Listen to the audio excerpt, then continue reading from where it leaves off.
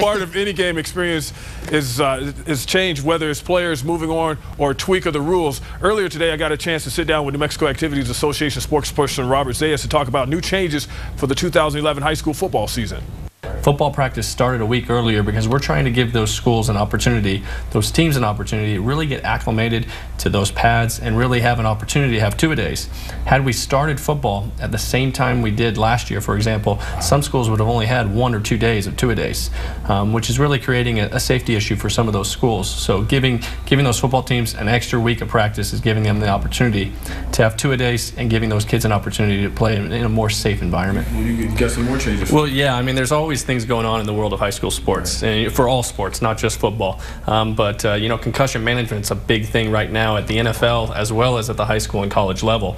Right now, as it was last year, all athletes, parents, and coaches are required to have some sort of concussion management training.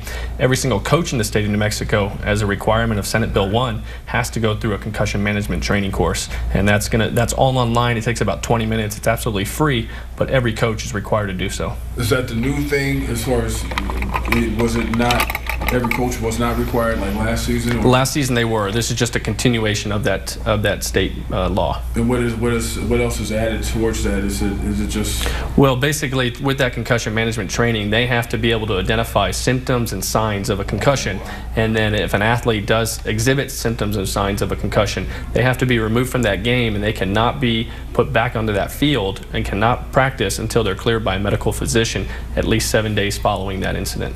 Okay, and then yeah, I know you had something else. Well, yeah, another big thing that we hear an awful lot about right now at the NFL level, and then it also is trickling down to the high school level, is that helmet-to-helmet contact. So right now that's a major point of emphasis at the high school level, not just in New Mexico, but throughout the entire country. When officials see an athlete leading with their helmet, they're going to go ahead and call that helmet-to-helmet contact. So no leading with the helmet this season, guys. Timeout is called. More football is on the way. Who'll claim the bragging rights in Class AAA? Could the Blue Trophy be in the land of the Blue Turf once again? And are the mighty Lions of Santa Rosa ready for the double dip in AA? More New Mexico Football Friday night on the way.